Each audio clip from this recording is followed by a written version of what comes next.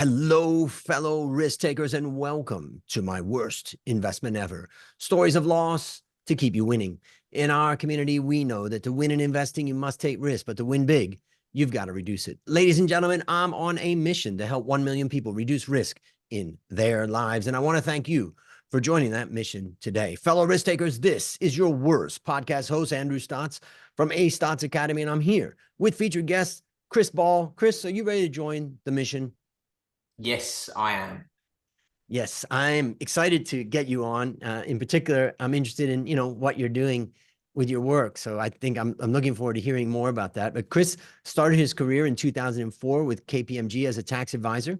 After 7 years with KPMG, Chris moved to the Middle East to join the Devere Group, where he continued his work as an IFA, starting in their Abu Dhabi offices and eventually headed up their Qatar operations for the group dealing with high net worth and ultra high net worth individuals.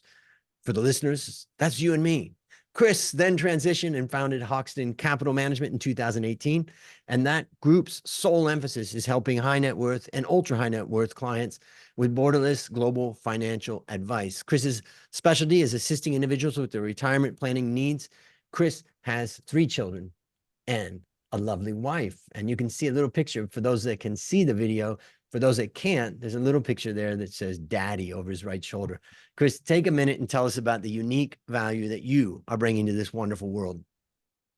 So I'd like to think one of the unique values that I'm bringing at the moment is providing opportunity for others, Andrew. I'm very fortunate, as you said, I'm a financial advisor, and I built a company from 30 million pounds of assets to about 1.6 billion in 6 years. And I've coached individuals on how to become better at managing their own finances, but also coached a lot of individuals to help their clients manage their finances themselves. And we do that every single day. So hopefully, providing a lot of opportunity is one of the skills that I bring. And how does a typical person find you? So a typical person finds us through multiple different ways. So they can find us, by going to our website, www.hoxtoncapital.com. They can look me up on LinkedIn. Or, sometimes we, get people just coming into our office in Dubai or UK or US or Australia and looking for advice. And, with so much assets that you're working on with your clients, maybe you could tell us, like, what are some of the biggest mistakes that you've seen, some of your, let's say a couple of general issues or problems that, for our listeners, they may be able to sort out after listening to this? No, I've made many bad investment mistakes myself, personally. I've made them from when I was, when I first started out my career. I was very young and fresh. I got caught in 2008. I was doing some spread betting at the time. Didn't really go to plan. Personally, I lost for me what was a lot of money at the time. I lost £10,000. I'll never forget that. And it made me think, actually, surely, there's a better way to do things. And now I invest and try and hold things for the longer term. And that's my philosophy and what I work on with my clients. In terms of business, I've made some really bad mistakes as well. For going in for 6 years now. We've wasted $750,000 on bad hiring mistakes, and that's one of not a regret, because I think as long as you learn from these mistakes, they shouldn't happen. But not only is it the amount of money that you waste on these things, but also the time. I've invested into businesses that haven't been my core focus and got distracted. I've made plenty of mistakes along the way. I think if, as long as you're learning from the mistakes and they don't cripple and ruin you completely, then, it's good. So let's talk about some of the lessons that you've learned. I mean, I think about the, spread betting is a great one to think about, some pretty simple lessons when you get excited about doing that. Yeah. But maybe you could just go through some of the lessons that you've learned from the different ones that you've just described. So the spread betting one was easy. It was, don't go into markets that you don't understand. Obviously, on the way up in 2000, before 2008, it was a pretty good upwards trajectory. And I think you get very cocky and confident in your own abilities, when really it was just pure luck and I was riding off momentum. So, I learned I learned the hard way there, but I'd rather have learned then than now, I suppose. Um, with hiring, the lesson that I learned there is if they're not 100% right, Andrew, then don't hire them. If they're 99% right, they're probably not right. So, Mm. amount of time, the amount of money that you invest into people. We operate in a people business. Our business is service based. It's all around working with individuals who work with clients. If we don't employ the right individuals, then we have unhappy clients, which means we don't have a great business. So unless they're 100% right, we don't deal with them.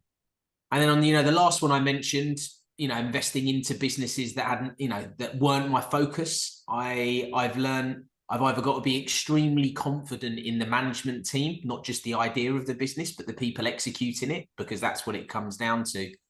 Or it has to be a core focus of mine, and I'm in charge and I'm doing it all day, every day. I think playing at things never gets you a good result. And you've got to be 100% dedicated and focused in what you're doing.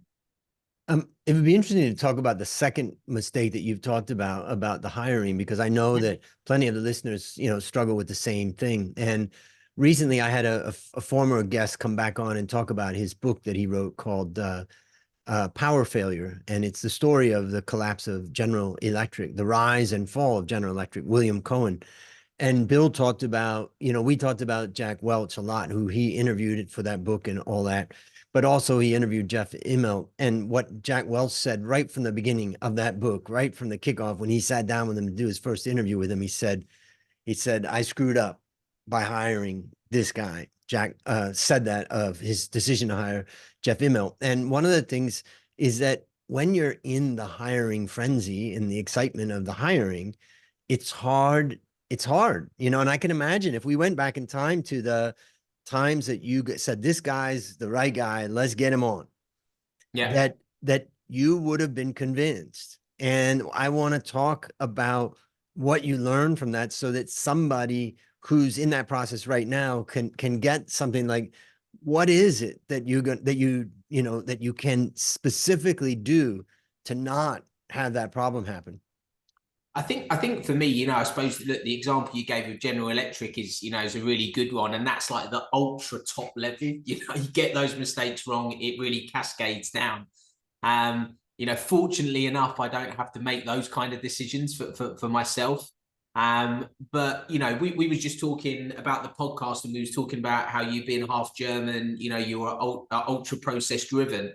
And I think for me, that was what we was lacking from our hiring process. It was actually just having a proper process in place, because I can meet you, think you're a nice guy, we get on well, and then, maybe, a job offer's put forward, but actually having a rigorous process where we now test, we then have a first interview, we have a second interview, we compare notes, and most importantly, we get references of people that they've worked directly for, has completely streamlined and got rid of a lot of people that we maybe would have hired just by speaking to them normally. And that's not a bad thing, that we're taking on less people. It just means we're taking on, the right people. We've employed over 500 people during our time, and over 6 years. And we've got just over 300 that are with us now. We got fat, like, a lot of companies do. And then we had to cut down, and, we saw that. The other thing that I'd say, Andrew, as well, is hiring and firing fast. If they're not right and you spot it, just trying to keep giving people chance after chance, or trying to fit a round peg into a square hole doesn't work. So if they're not right, it's better for you as a business, but it's also better for them, because otherwise they're wasting their time and their opportunity to grow as well in something that is right for them. Yeah. One of the things I do for lower levels people is I hire students. So I teach at university, number one. And number two, I have online courses that I teach. And my online valuation masterclass boot camp is tough as hell. Okay. And I specifically designed it to be tough because it's my style, number one. Like, I don't come and waste my time. If you want to learn valuation, you're going to learn it all here in 6 weeks. And if you can't make it, we kick people out. It's a 30% kick out, 70% survival rate. But the people that survive really have proven themselves. And so I try to, you know, and I'm looking at, for one of my businesses, how do we create a contest or a competition for younger people to compete in, to do the thing that we know how to do. We train them a bit, create the competition, get them going in it, and then try to put big prizes in the competition so that it's a real serious thing. And then if I get a lot of people, the other thing I do is, of course, I then reference, you know, send those people to either my sponsors or friends that ask me for good people. But that would be one thing. Maybe it's not so much the case in more senior positions, but for the junior positions, it's definitely been something that's worked for me. Yeah, I can definitely see how that works, and I really like that idea of the course and going through it. And you know, you really get a chance to see who's really committed and who's, you know, just thinking that they want to do it. Yeah, and in fact, I always say for people that are like coaches and other things, I say you really need to create a 30-minute, 60-minute, 3-hour, whatever that is, course, and then say that the only way you can work with me is if you go through that. And all of a sudden, you'll find out, you put 100 people in there, and 20 of them will make it through. Yeah. And those are the guys, the men and women that make it through that I want to talk to. Yeah. Simple. Maybe I just wanted to hear a bit about your business, just because I thought it was kind of quite interesting. Tell me, like, the typical client that comes in and talks to you, and then, you know, what is the strengths that you guys have for helping them compared to, let's say, your competitors or others that they may, you know, do business with? Yeah. So we are, you know, a financial advice business, holistic financial advice or financial planning. You know, why people might want to work with us, or the types of clients that we typically work with, are people that are broadly internationally focused. So, you know, a typical client for us could have originally been from the UK, moved to the US, worked there, built up a 401k, IRA, brokerage account, now left the US, maybe working in the Middle East. So they've got assets dotted all over the place, and trying to find one business that can work with them together, you know, work with them with all of their assets is a real struggle for them. You know, you'll always be able to find someone who can help you with your UK or your US assets separately, but trying to combine the two and see what you can do and what assets you should draw from and when, and mapping out a financial journey taking into account those assets is really difficult, not to mention the tax aspect and everything else like that. So, you know, our clients tend to be senior managers, you know, board level directors, these kind of things at you know, at large businesses that move around a fair bit, and, you know, have assets that they need looking after because they don't have the time, you know, and they want someone to really help them manage it in the most efficient way. And so, Sorry. within your firm, you have like expertise in global taxation and expertise in asset allocation and expertise in foreign exchange, or I don't know. How does that work? Exactly. So, you know, I think that there's two streams normally to financial advisors. There's one set of guys who are really good at the investments, and there's normally another set of guys who are really good at the planning. And then you've probably got other substreams of that, tax, FX, like you said. So we're really good at the financial planning piece. We deal with that. We outsource our investment management to a business called Adderton, that you know, typically run institutional funds. And then we also have a tax section to our business, trusts, wills, legal section to our business. And we're able to combine all of them together to give the client one package, rather than me trying to be a jack of all trades, master of none. You know, our advisors specialize in one aspect, and then can, you know, help their clients. I do a asset allocation strategy here with a fintech platform for Thai people in Thailand that want to get exposure outside of Thailand. So yeah, it's really stocks, bonds, commodities, gold, and within the stocks, and it's all basically ETFs. Although we execute it through funds here in Thailand. But what I do is I provide that to an institution, the fintech platform that's regulated, and then they vet it, and then they offer it to their client base, depending on suitability. And then once a month, I go live talking to their client base and talking about the strategy and the changes I've made or not, which I find is, you know, great comfort for them when I talk about it. But oftentimes I have people say to me, so what would be your advice about this? And I always say, well, I'm not your advisor. And I always differentiate that. And one of the things I never particularly enjoyed myself was the financial planning aspect. I Okay. love the stock selection, the ETF selection, the asset allocation part, but I can see, and so in a sense, what I'm doing is outsourcing the rest of it to this fintech platform. And I also work with a local bank here. So they're doing a lot of that same type of stuff. So I now I understand your business pretty well. Yeah, so it sounds like you know. Yes, I understand it. And so let me ask you, what's a resource that you'd recommend for our listeners, either of your company or any others that you would like to recommend? Yeah, so look, a resource that I'd recommend is we've recently launched our Hoxton Wealth app. So it's available on the iTunes or iStore, Yep, App Store. the Apple App Store, Google Store, and also through our website. It's completely free. But what Hmm. it enables people to do is if you're in, let's say you're in Thailand, but you've got accounts in the US, you've maybe got accounts elsewhere, it enables you to live link those accounts and pull them back. You can see them in Thai baht. You can put everything in US dollar, whatever you like.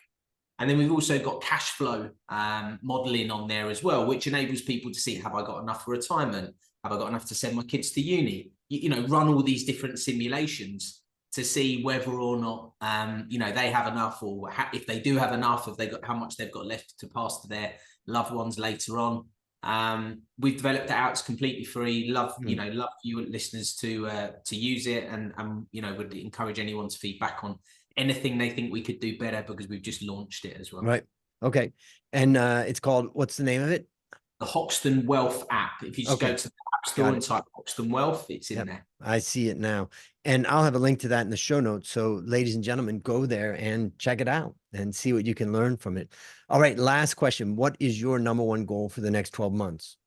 My number one goal for the next 12 months is to launch our Wealth app and try and get 100,000 users over the next year. That's our goal. Pretty big goal, but I think with you know, with some help we can get there. And yeah, that's my goal.